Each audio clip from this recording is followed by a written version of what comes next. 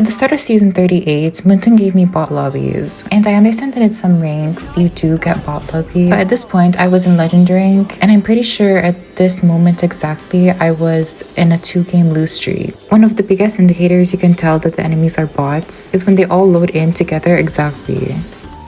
And then I told my friend, oh my god, it's a bot lobby. I don't know how we're having bots in legend rank. This is something new that Moonton added. Wait, Maniac in a bot lobby? Oh my god, my Maniac. I'm so pro for getting a Maniac in a bot lobby. Is anyone proud of me? Now, I can't say this for certain, but another thing you can tell it's a bot lobby is the enemy bans. Aside from Hayabusa, Saber, Hanzo, and Hanabi don't make any sense. And then I also told my friend these comps are something, and I'm not 100% sure, but I think some of my teammates are also bots. As you can see, the enemies are all loading at the exact same time. And again, I'm not 100% sure, but I think Bruno and Popo and Koopa are also bots. Not Nana because she's loading way slower. And Bruno and Popo loaded in the same time. Anyways, I'm definitely not showing a bot match, so let's indulge in a Selena gameplay.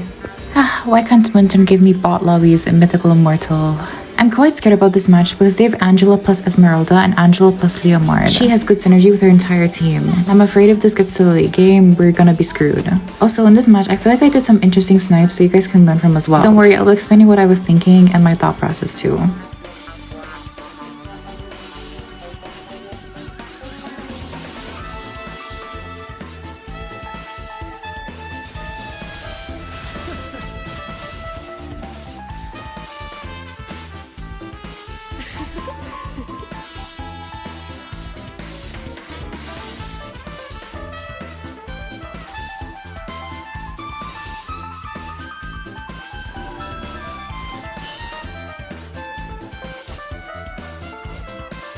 Here I wish we bought enough time for me to get level 2 because I know I could guarantee a kill here.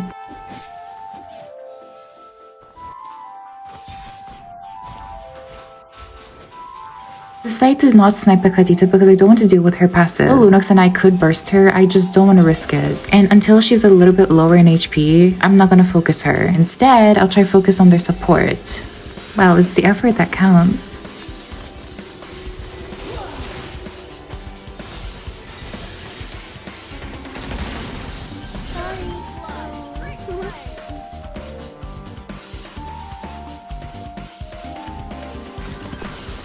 I do think this flicker is kind of dumb because even I know I couldn't have killed Granger here unless I full on committed to him, but I didn't.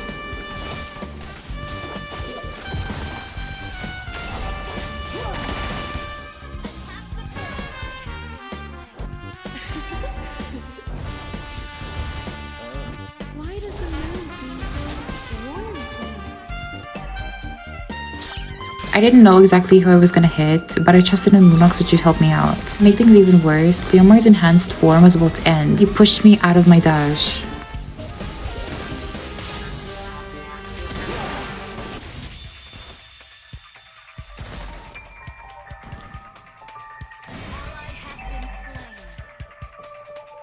In my opinion, when you're playing a support, you should have more map awareness because you're more prone to get punished for your mistakes. And Angela walked into the bush without even trying to check it first.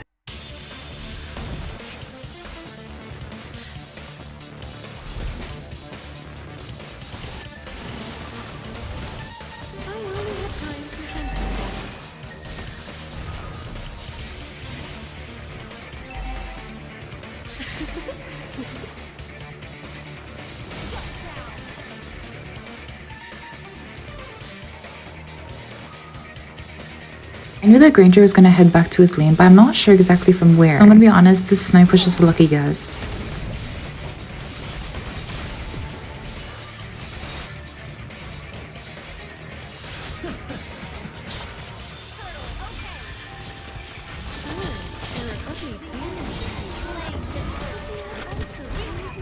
Judging by Leomord's body language, he was gonna commit to Lunox. Stun him under tower, I'd kill him.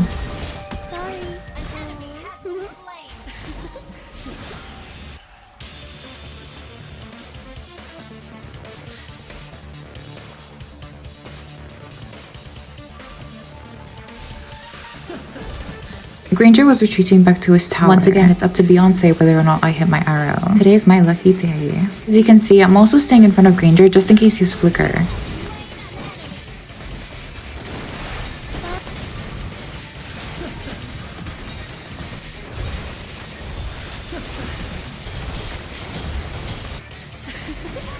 only natural for the enemies to dominate the mid game because of their team comp. They're obviously gonna have prowess over us. For now, we just have to keep farming. This is a good reason why I always emphasize placing traps. I had 2 traps set up near mid, and because of that, I knew exactly where Khadija was heading.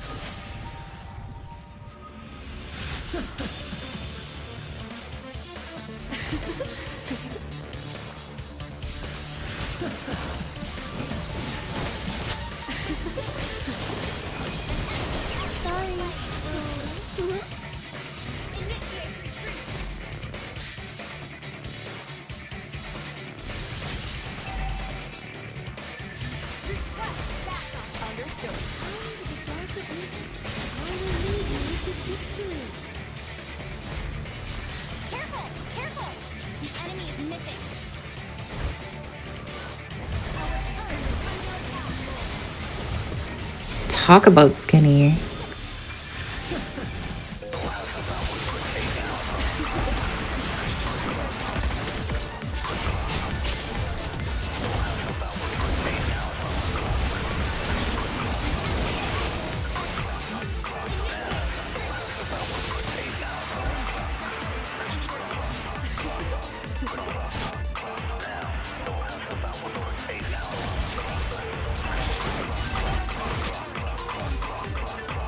Judging by the way Granger is moving, he obviously wants to clear the lane. Knowing this, it's a bit easier to snipe Granger, because if he wants to clear the minion wave, he has to stay close to it.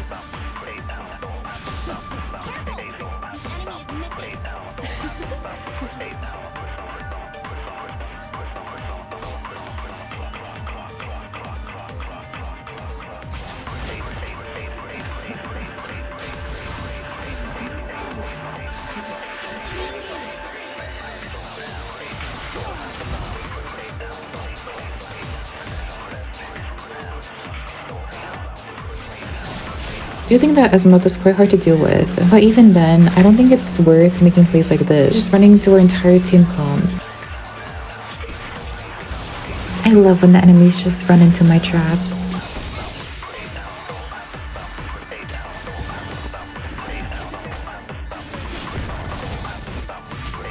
Once again, I think it was quite obvious that Leomard was gonna commit and tower dive. Knowing this, it was a bit easier to hit my arrow. So I'm not that scared of Leomard when he's not in his horse form. As for this Angela, I don't know, she just walked into my arrow. Like, I didn't even think about where she was gonna go.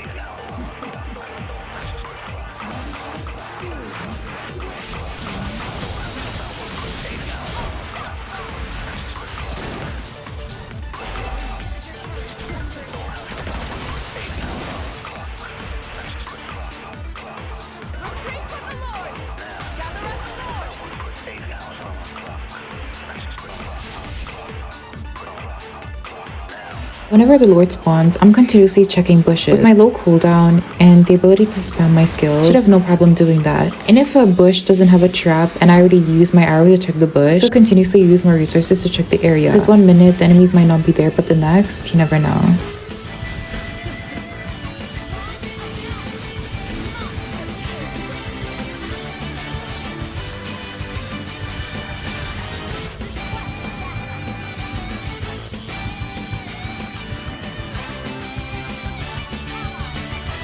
Once again, I'm not scared of Leomord because I know I could easily get out of here. He wants to split push, but I'm not letting him get the chance to.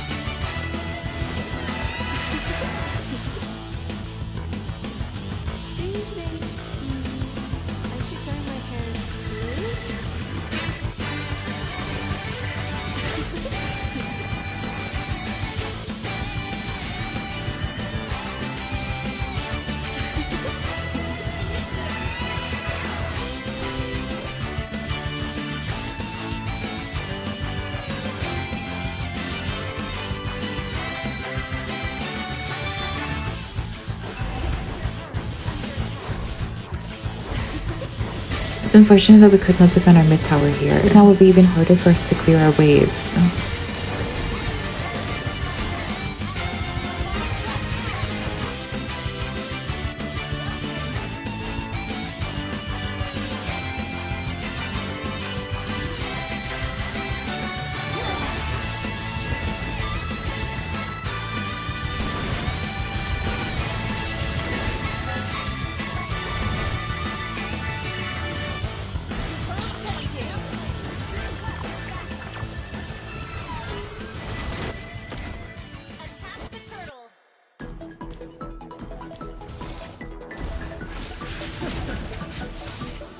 Just a small quality of life tip, you could always use your arrow on jungle creeps to increase your movement speed. This will help with rotating, chasing, or escaping.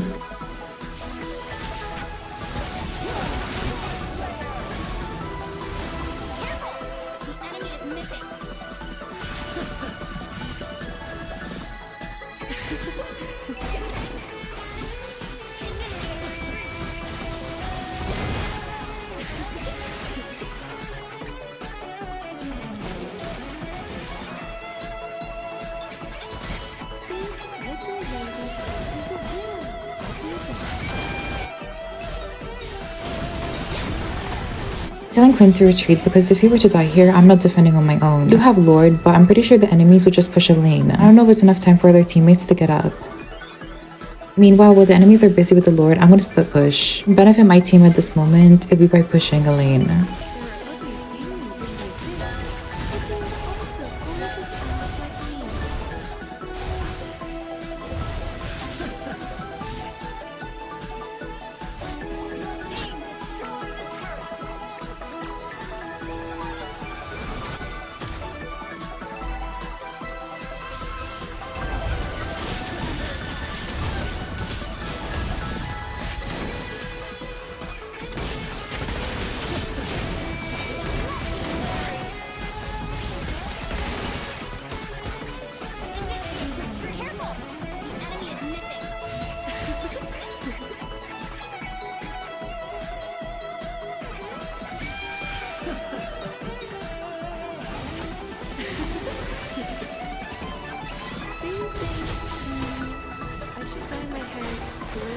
To know which way Khadisa's going when she ults, look at her vortex. She wanted to go back and it was very easy to snipe her. Here I knew that if we killed Leo more than Angela, the game would be over. Although Granger can clear lanes very efficiently, it wasn't enough against her whole team.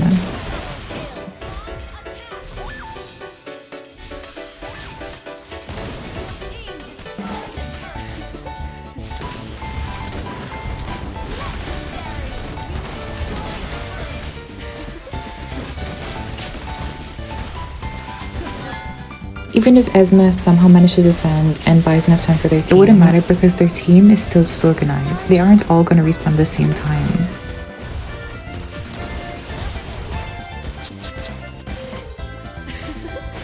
I think we did pretty well for how overwhelming the early game was. This game could have definitely went way worse. The power of Selena's tower defense, I guess. Never underestimate her.